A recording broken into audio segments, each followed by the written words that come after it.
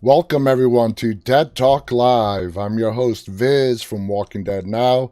Want to welcome everyone to our broadcast tonight. Hope you're enjoying your Friday evening. I know for some of you it's Saturday morning.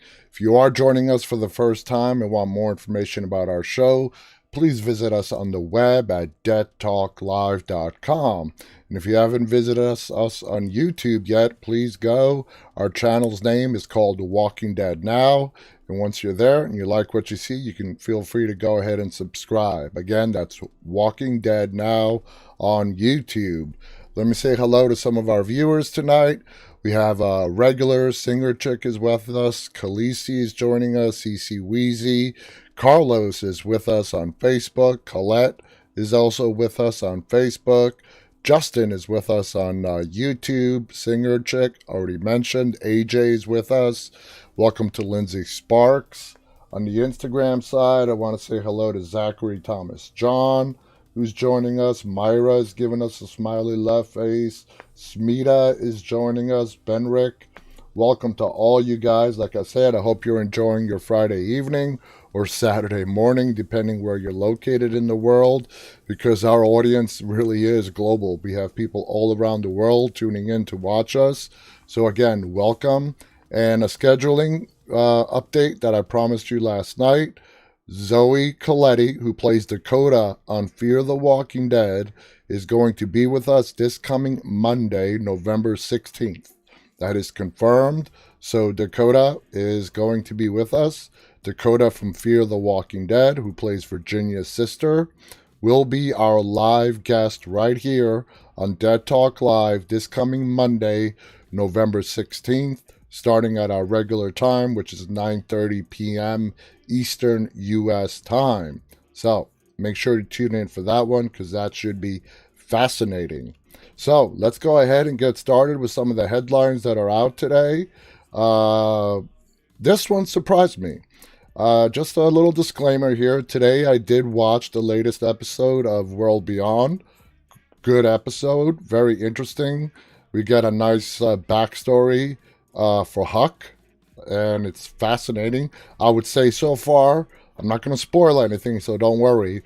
But in my opinion, so far, the backstory that we get in regards to Huck today, Sunday, it's going to be released this coming Sunday, is by far the most interesting one that we have seen to date. So this article is about a little small snippet that was mentioned in the episode that I saw today in regards to Huck's backstory. The title of this article is World Beyond Just Teased the Zombie Virus Origins. So, let's see what it has to say.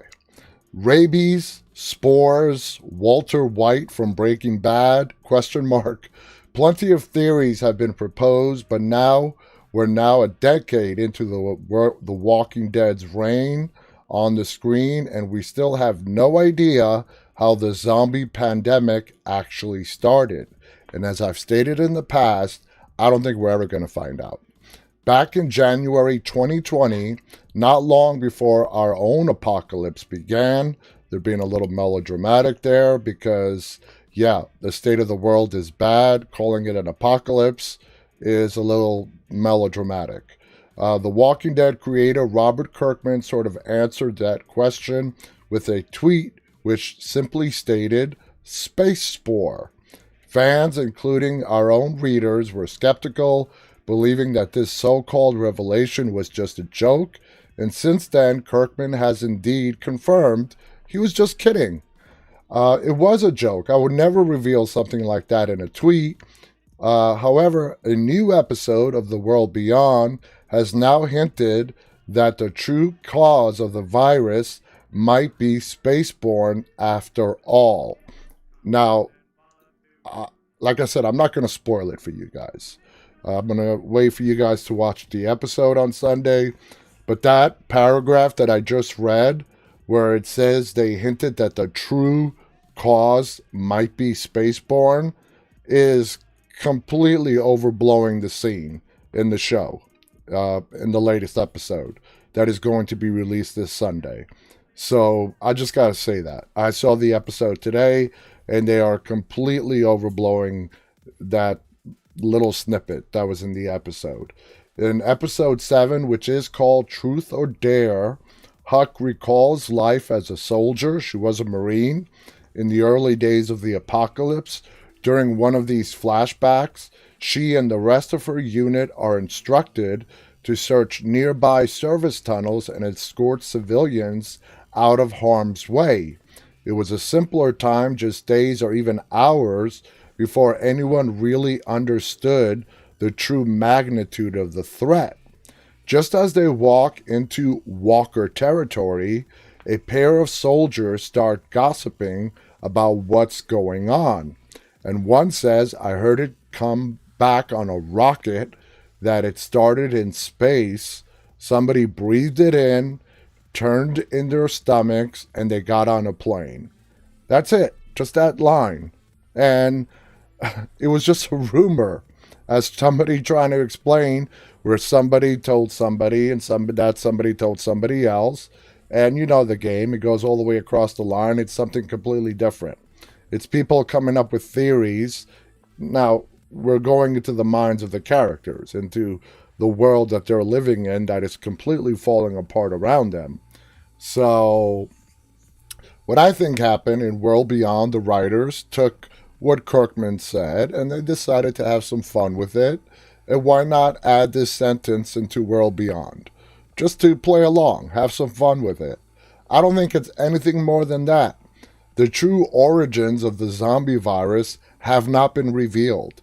To be honest with you, I don't even think the man who created The Walking Dead, remember, this is the guy who created the universe, Robert Kirkman, he ever really gave much serious thought to if he was ever to reveal how, where, why did this thing start.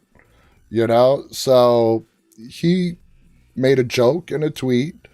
The writers of World Beyond chose to just reiterate what Kirkman said in a tweet. And of course, people love to find stuff to write about, or else they wouldn't have a job. But anyway, it does go on to say, funny enough, this explanation is actually quite similar to Kirkman's original proposal. When Robert first pitched The Walking Dead to Image Comics, he sold it as a secret alien invasion, knowing that would help him get the green light. Once his idea was accepted, he then dumped the space concept and stuck with the version we all know and love today. It is worth noting this explanation shared by these World Beyond nobodies isn't definitive by any means, which is what I just said. Under these kinds of circumstances, it would be natural for rumors and hearsay to run life. And this is something that we are currently living in this horrible pandemic that we are facing in the real world, is misinformation, rumors, somebody hearing something from somebody else who heard it from somebody else. And before you know it, the rumor spreads like wildfire. People start to believe it. Kirkman himself has always been adamant that the Walker's origin should never be explained, and I 100% agree with him. Why ruin it? Why not just let us all keep guessing? It's a mystery, and some mysteries are better left a mystery. It just adds to the flavor of the show or movie that we are enjoying at the moment. That was true of all 193 comic book issues, and so far that belief has been adhered to on each show as well. I've always thought that one of the best things about this show is that it's not about scientists. It's not about people that would take on as a task, that would take that on, because I feel like it's unrelatable. When World Beyond suggested that the virus could hail from space, we couldn't help but recall that moment in The Walking Dead's 10th season when Eugene saw the Russian satellite crash to the ground. At this time, this changed everything by confirming for the first time that zombies did indeed exist outside of the United States. If they didn't, there's no way that Russians would have allowed their satellite to crash on American soil. And that's not even a thing that has ever crossed my mind. I don't know if it's crossed your guys' mind, but did anybody here who's watching this right now really think that this virus was only contained to only within the United States border? No. I mean, we've seen on Fear the Walking Dead. They went to Mexico.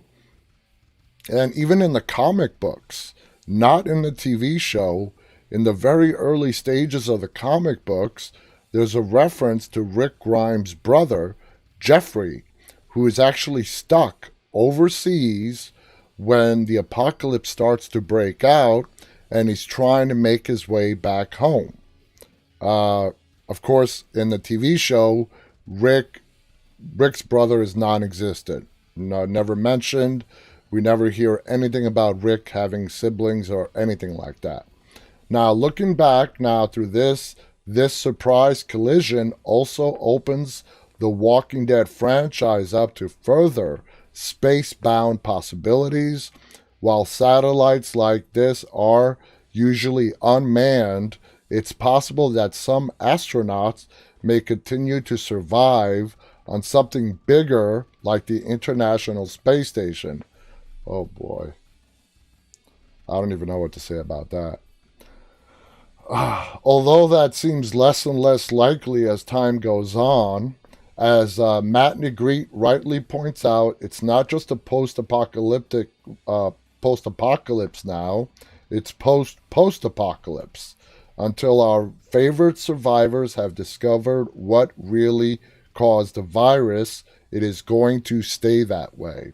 And honestly, that can only be a good thing. As much as we want to learn more about the virus and where the walkers first came from, demystifying this aspect of the franchise could end up doing more harm than good.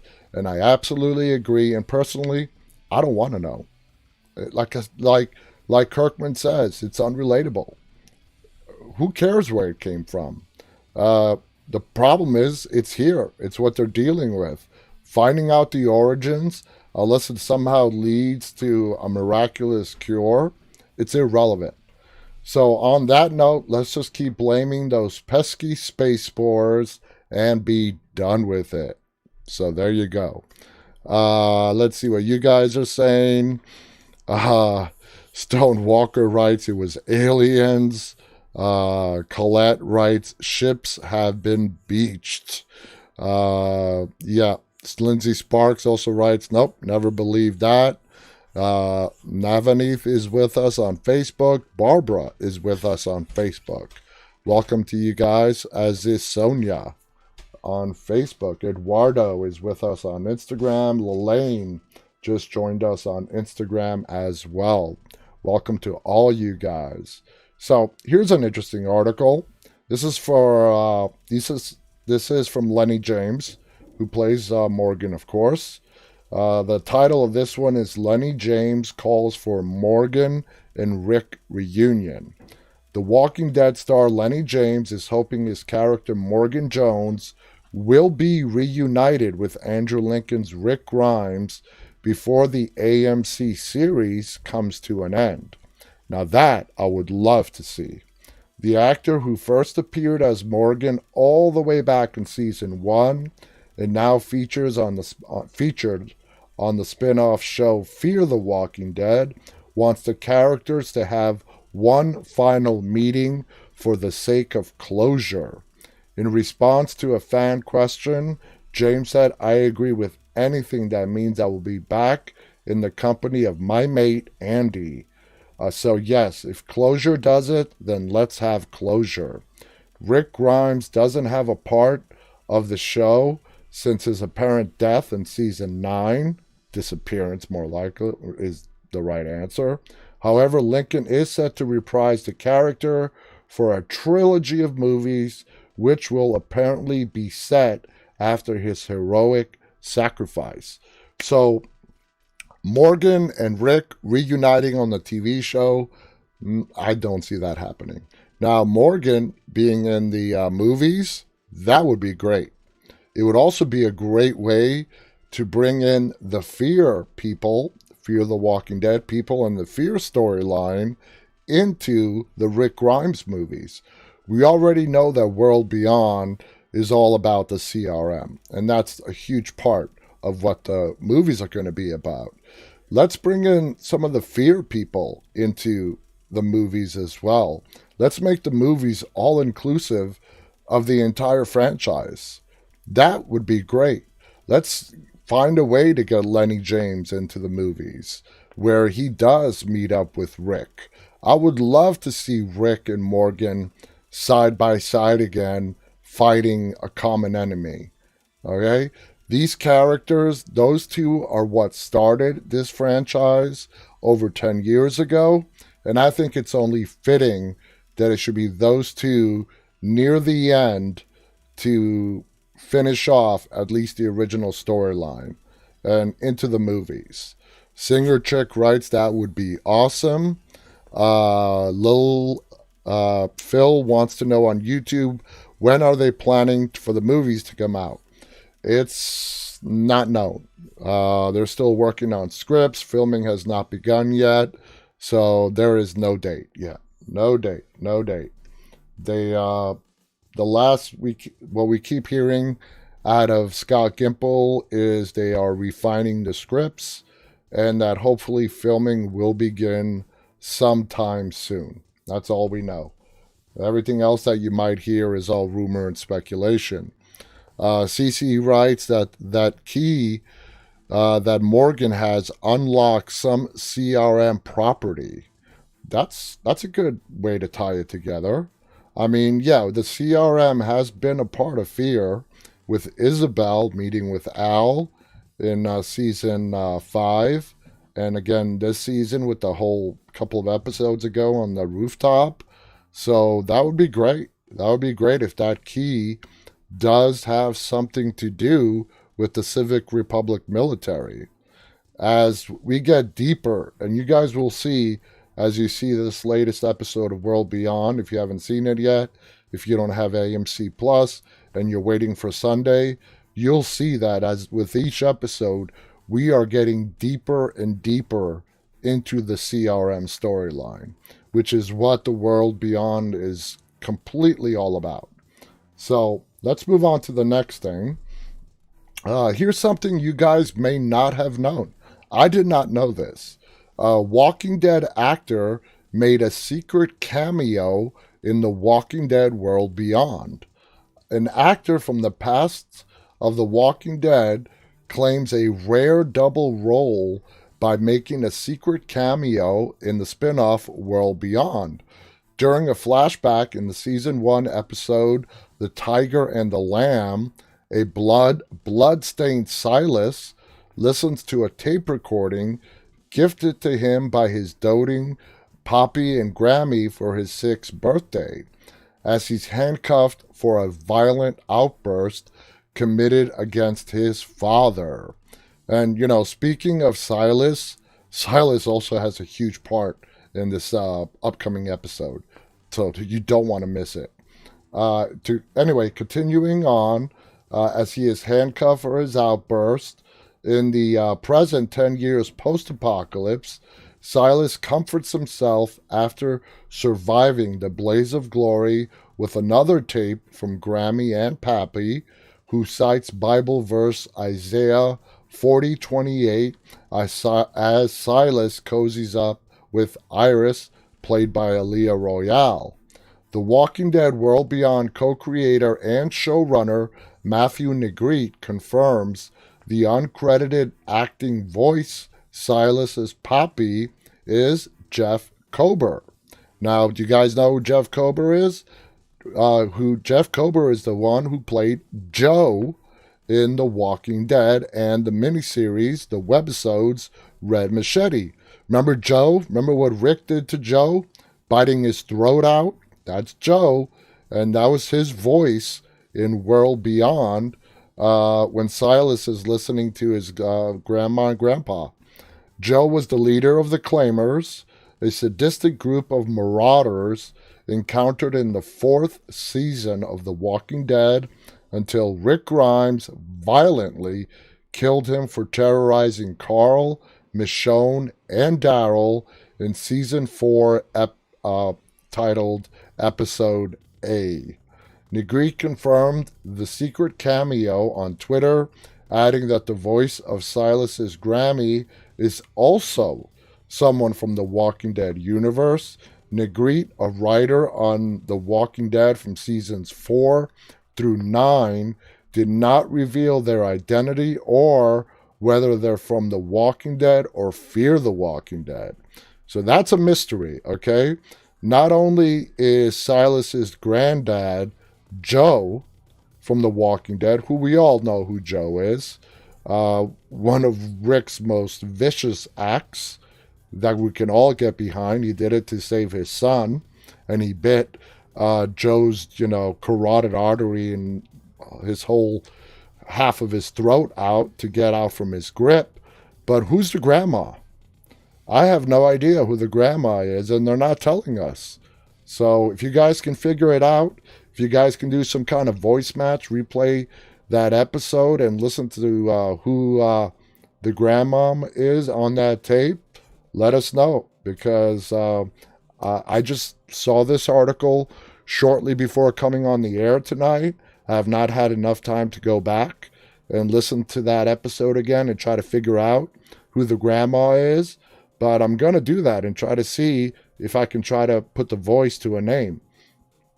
The Twitter user who correctly identified Kober on Silas's birthday tapes speculates the grandmother voice this is speculation, belongs to Denise Crosby, who also appeared in the episode A as Terminus Cannibal Mary.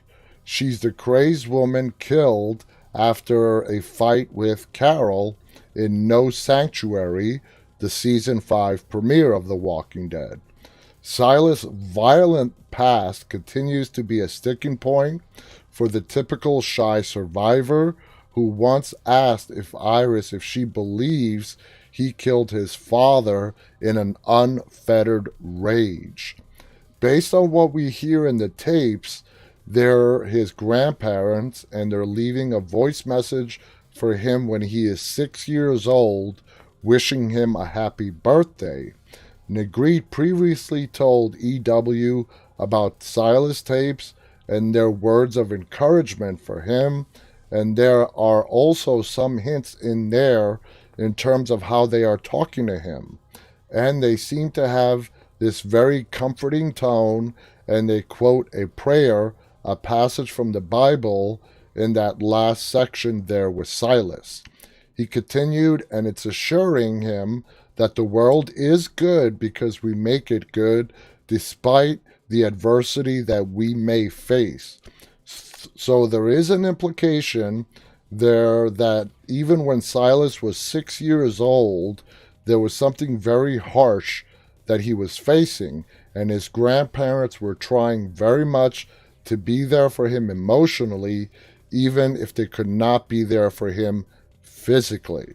And it also tells us that Silas, who all of us that have been watching World Beyond, we know that he has rage issues. He has anger issues.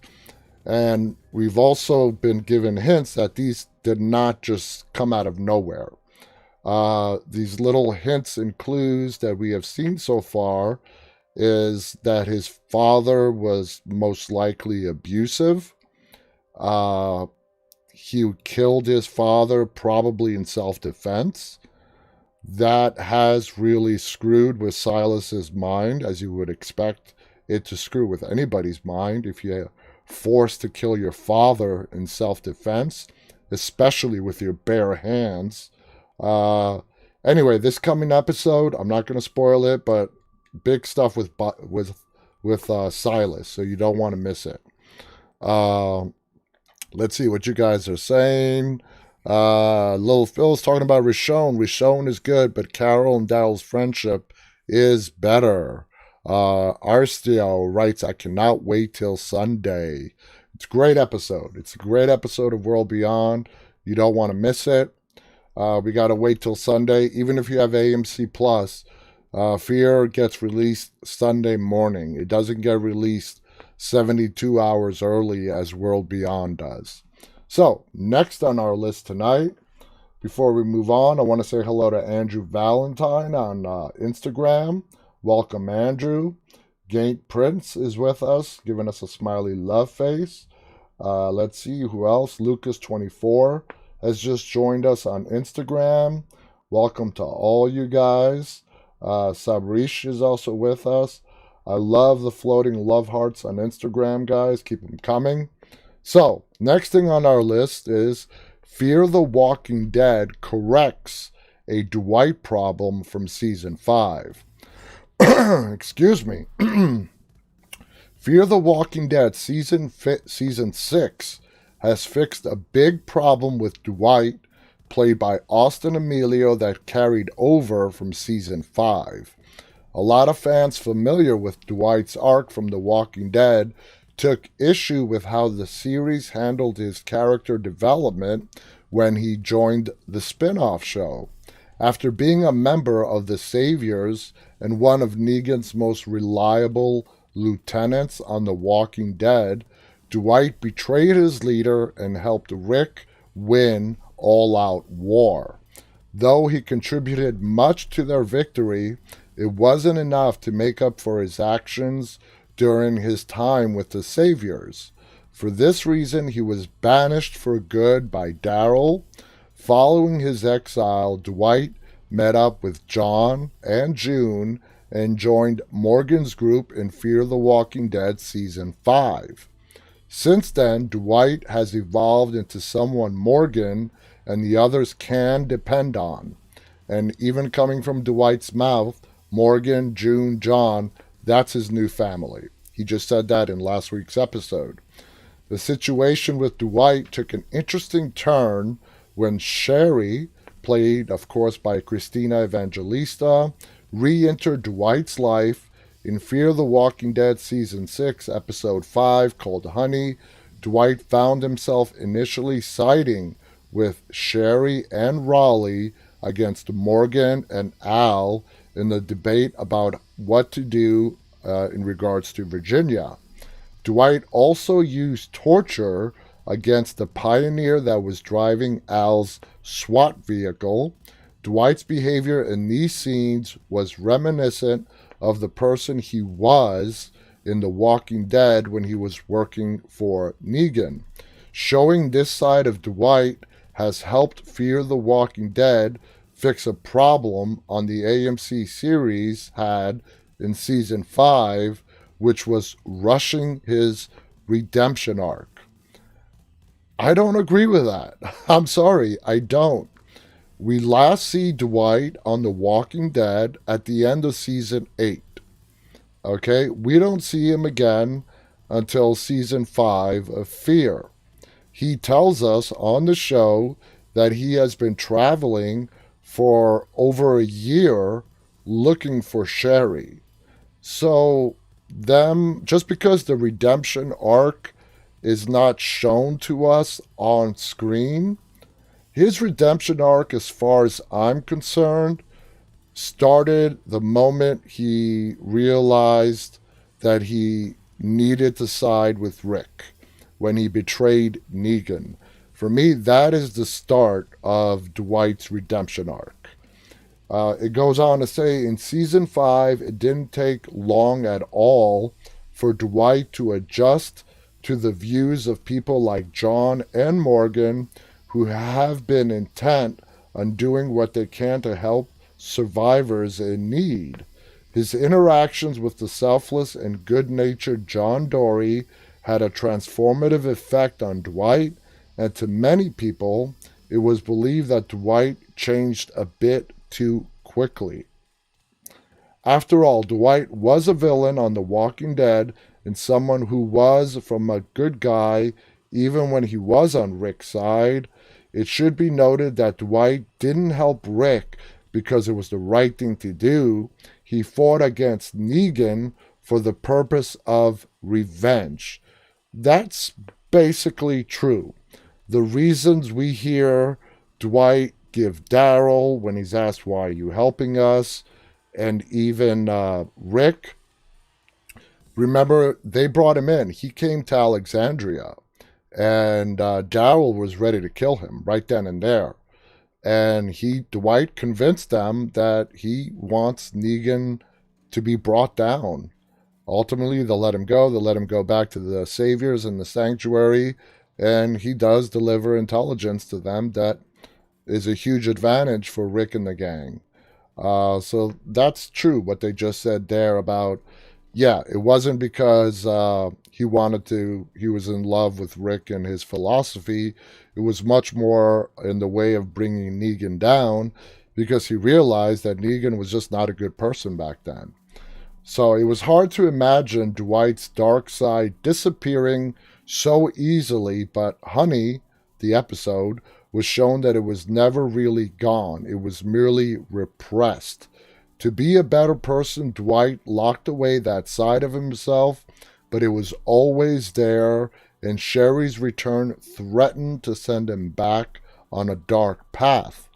As Dwight admitted to Morgan and Al, he wanted to be with Sherry so badly that he was willing to help her kill Virginia.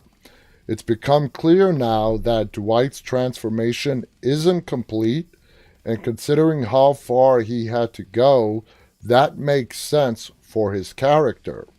Fear the Walking Dead is continuing to make improvements to Dwight, and it will be interesting to see what the series has in store for him as season 6 moves forward.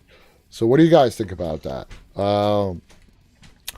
Jason writes, the zombie apocalypse in The Walking Dead is a byproduct of the virus in 28 Days Later. It's a sequel, in my opinion. Actually, I don't know about that. The 28 Days Later zombies are rage zombies. The Walking Dead zombies are not.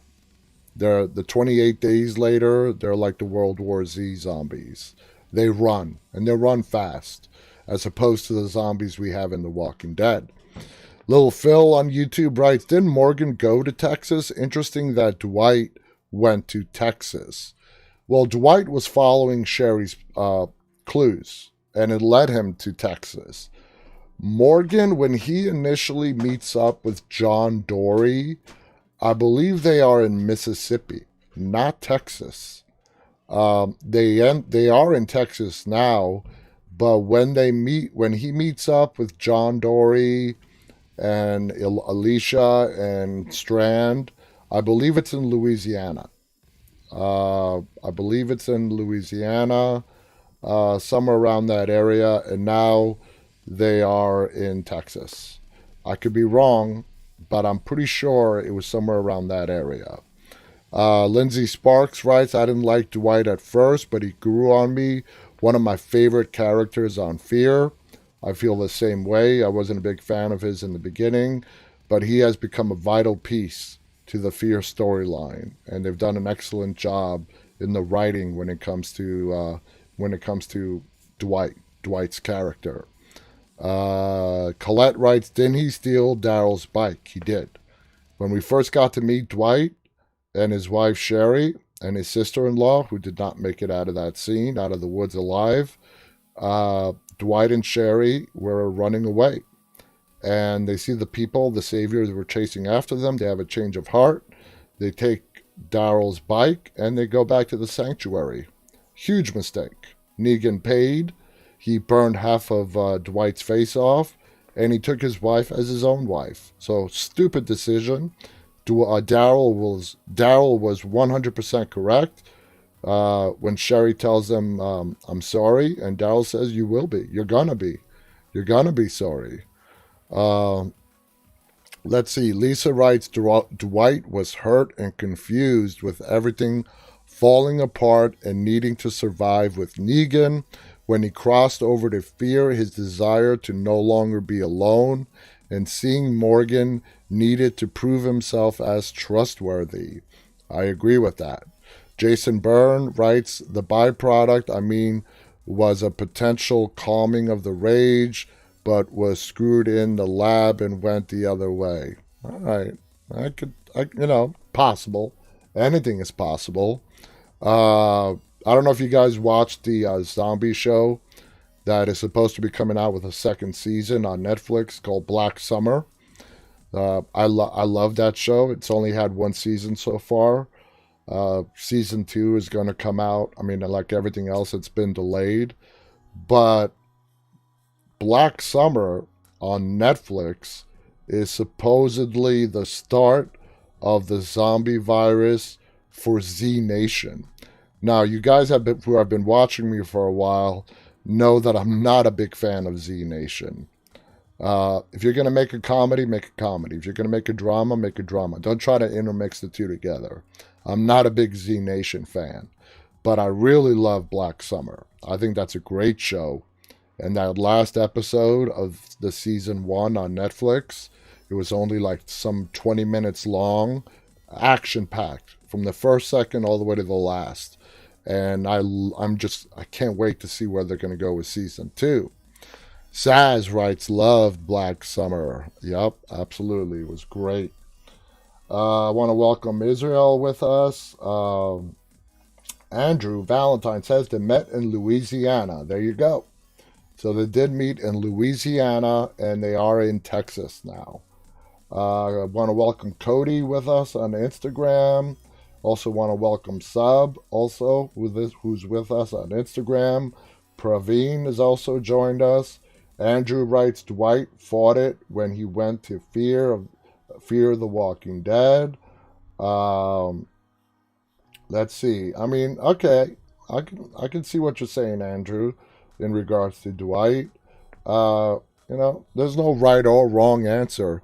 A lot of this stuff in the Walking Dead franchise is left up to us as viewers to come to our own conclusions and fill in some backstory. And that's kind of done on purpose. So, anyway, let's get on with today's topic. And today we're going to be talking about plans that have gone horribly wrong on The Walking Dead. Now, we all know in real life, nothing ever really goes according to plan. Now, put that into the post-apocalyptic zombie world, and you come up with this plan, whether it's to, scavenge something or to defeat an enemy. Yeah, that probability of it not going right gets amplified by a lot.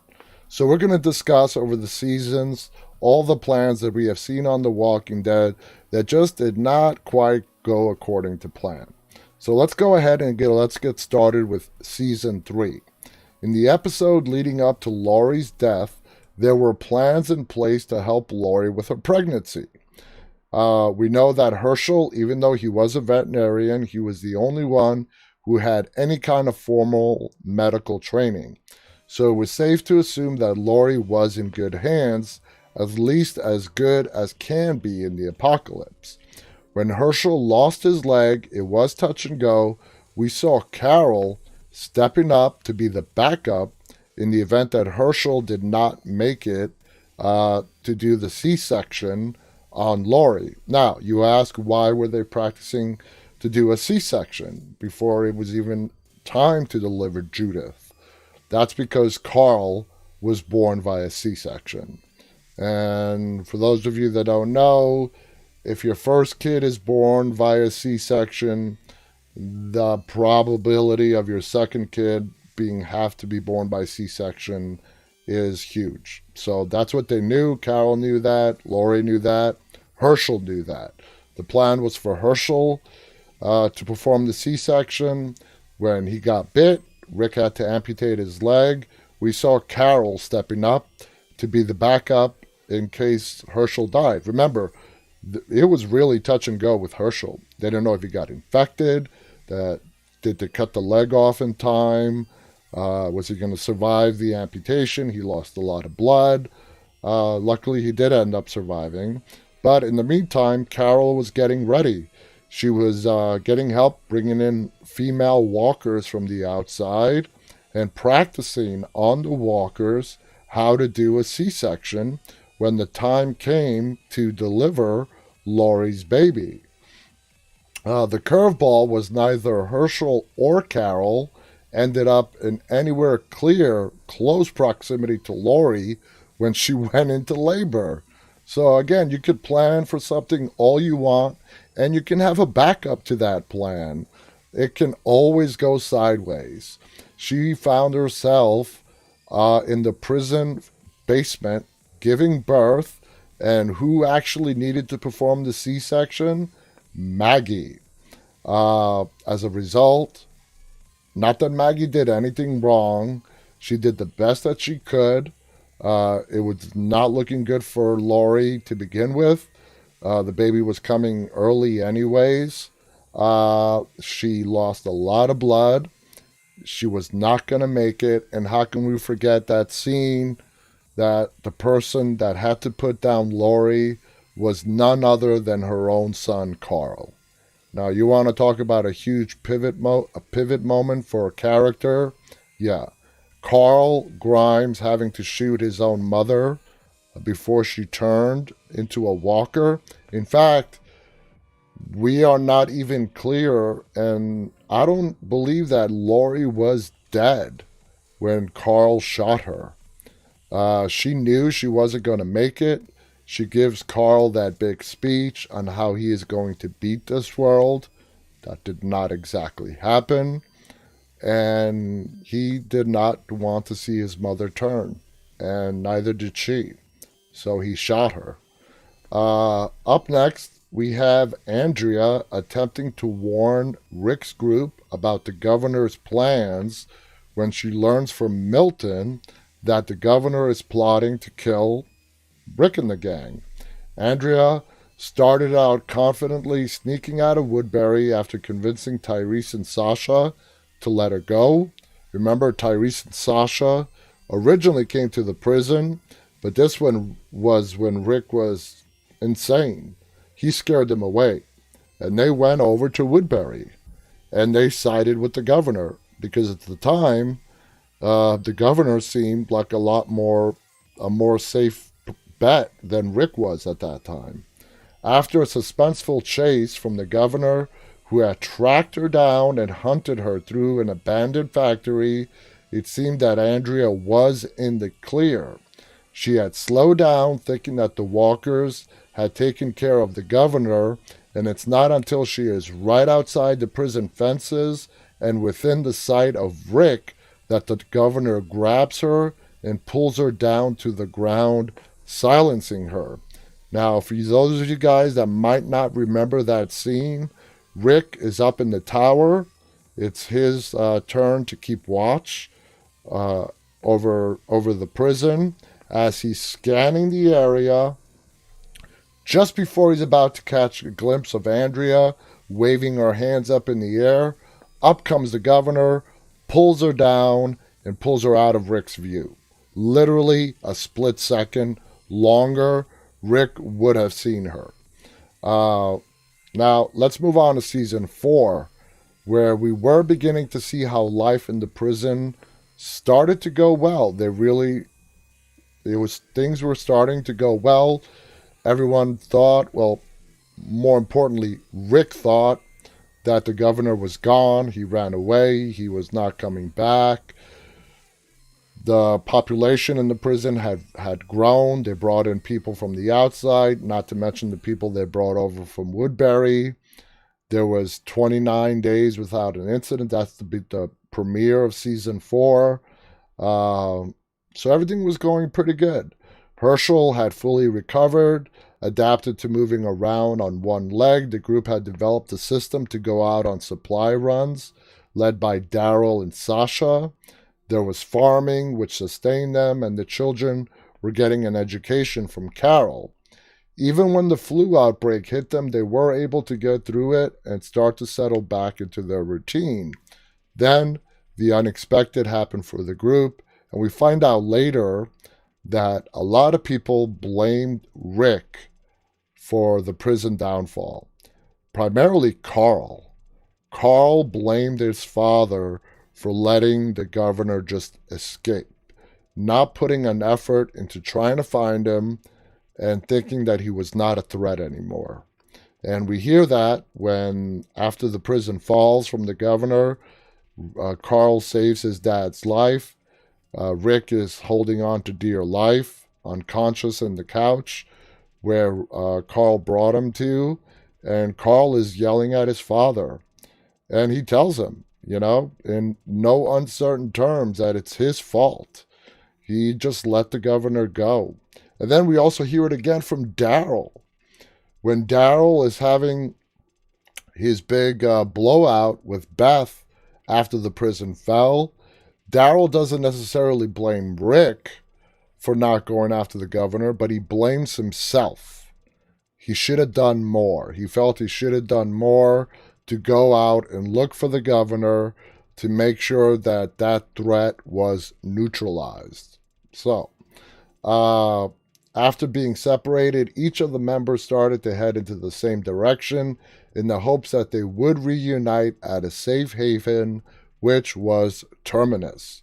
Of course, we all know what happened once they reached Terminus in the Season 5 premiere. And even after they had escaped, they left several members, including Gareth, alive, which also did not turn out to be a good decision. Now, this is where it's kind of reversed. Rick wanted to go back. After they cleared the walls of Terminus, the walkers had invaded Terminus. They assumed they're done. The walkers are going to take care of everyone that's left alive in Terminus. Did not happen. Gareth and a few of his men escaped.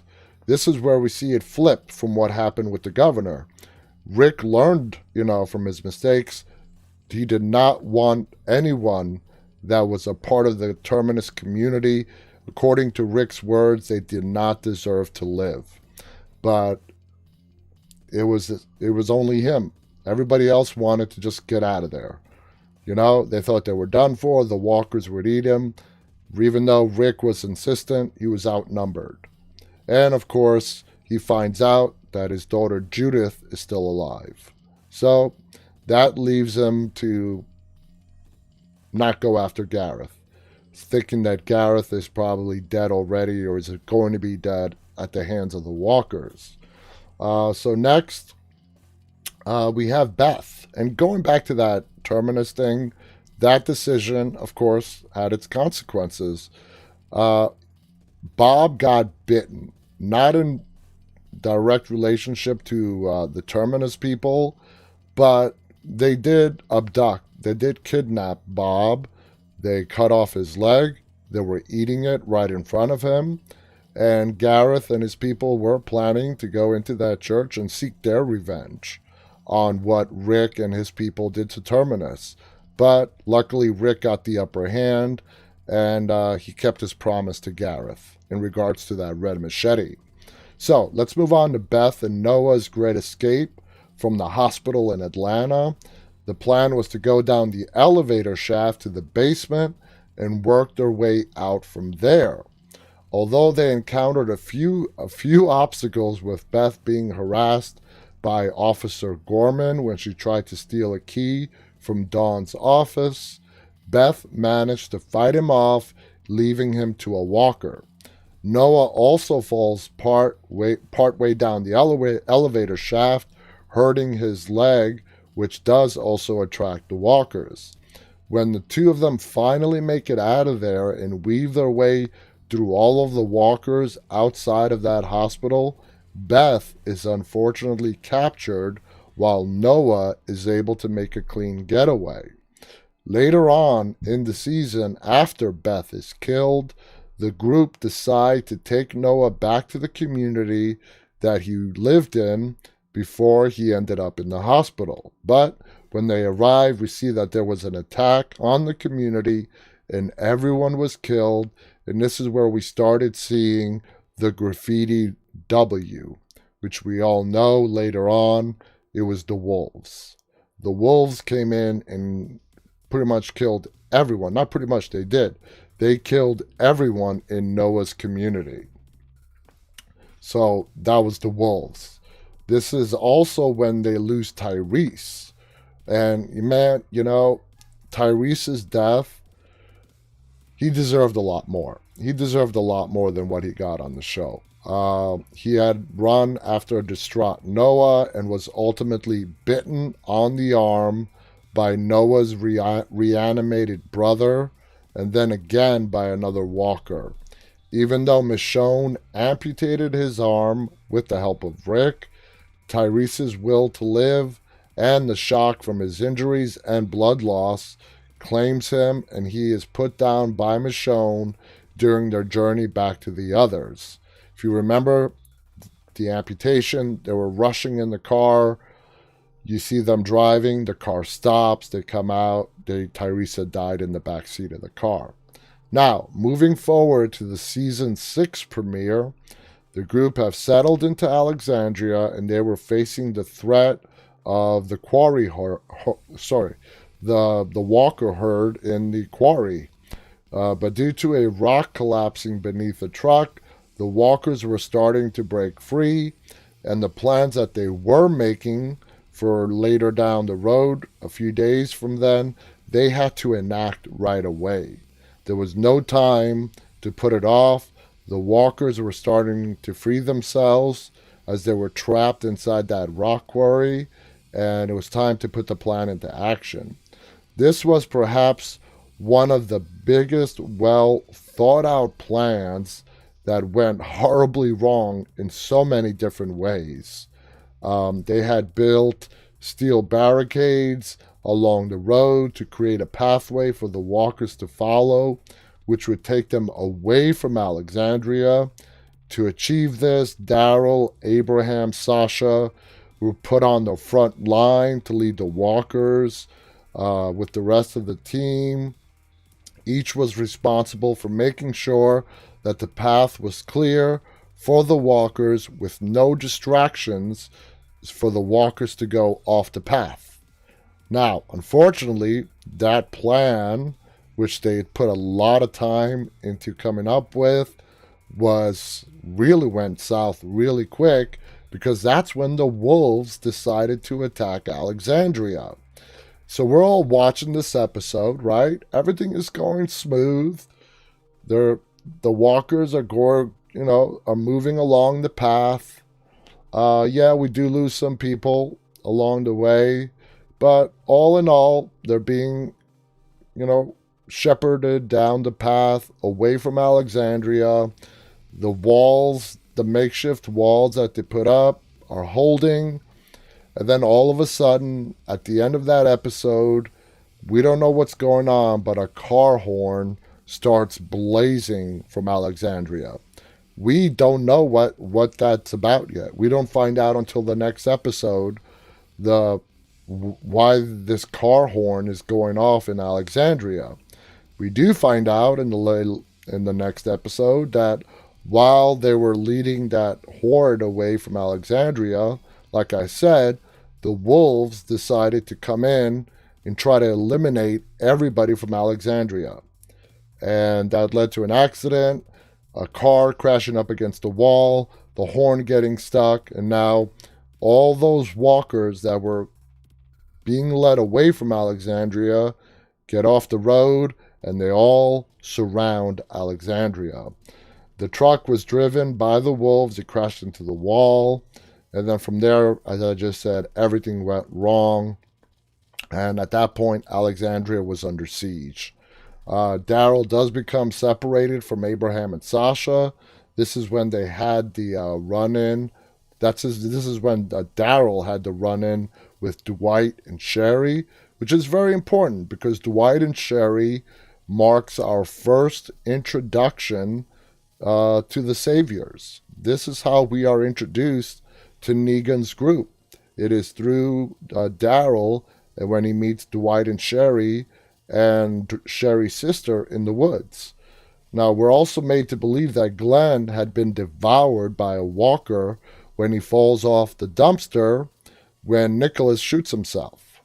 The community lost many members who were either, butchered by the wolves, or they were involved in the failed plan of luring the walkers away. Things get a lot worse when the walkers eventually surround Alexandria, and more survivors are killed in the process, including Jessie and her sons, as well as Deanna. We all know that scene.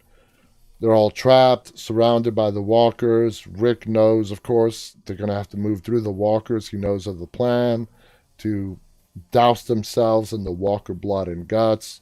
But we've talked about this 100 times and how that went wrong. Now, let's move all the way to season 8 because we are almost out of time. We're going to be skipping over Rick's bad decision on attacking the Savior outpost. So let's talk about Dwight instead, okay? We talked about Dwight in the headlines at the beginning of this show. Dwight's plans of betraying Negan and acting as the inside man for Rick's group fell apart when we find out that Laura, played by Lindsay Register, survived when Dwight was trying to steer the Saviors away and give the Alexandrians a chance to escape. Laura catches on to Dwight's plans, and Dwight is able to take out the majority of the Saviors. He does shoot Laura, but she runs off into the woods. And Negan, several episodes later, comes across her as he's driving back to the sanctuary, picks her up, and Dwight's cover is blown. Laura tells Negan that Dwight is working for the other side. And, of course, Negan is not too happy about that. If it had not been for Eugene, things would have completely, the communities, Alexandria, they would have been done for. Negan, after what Simon did, as he was killing Simon, he tells him, "You have left me now with no choice, but now I have to kill all of them." Okay? Because of Simon's botched attempt of trying to take over Hilltop, trying to kill everyone at the Hilltop, and did not go well for Simon. Maggie got the better part of him. The Hilltop did lose a lot of people. A lot of people were lost on both sides, but Simon screwed up. Anyway, Dwight's cover is blown. Negan ends up killing Simon. And if it wasn't for Eugene, who is, without a doubt, the hero of All Out War. And let me tell you guys, if anyone here would have predicted that the hero and the person that would end All Out War would be Eugene, I say, I tip my hat to you because I did not see that coming. Anyway, guys, I still have more to talk about, but we are out of time for tonight. It's amazing how fast this hour goes by, but we are at that time limit. I want to thank you guys so much for tuning in tonight. I hope you enjoy the rest of your evening. I hope you enjoy your weekend. We'll be back on the air again tomorrow night. And then Sunday, there will be no Dead Talk Live because it's Walking Dead Sunday. Get you guys to watch Fear the Walking Dead and The Walking Dead World Beyond. And then Monday, don't forget, we have our special guest, Zoe Coletti, who plays Dakota, Virginia's sister, on Fear the Walking Dead. You're not going to want to miss that, so please tune in Monday night at 9:30 p.m. Eastern U.S. time to see our special guest. Please visit our website, deadtalklive.com. You can see our featured episode, 4 most recent episodes, our prior guest, our upcoming guest, and a whole bunch more. Don't forget, visit us on YouTube. Our channel's name is Walking Dead Now. Please feel free to go ahead and subscribe if you're there right now. We would love for you guys to hit the thumbs up button on this broadcast. Again, thank you so much to all of our Instagram viewers, our YouTube, Facebook, and Twitter viewers. As always, thank you so much for tuning in. Till tomorrow night, guys, please stay safe and stay walking.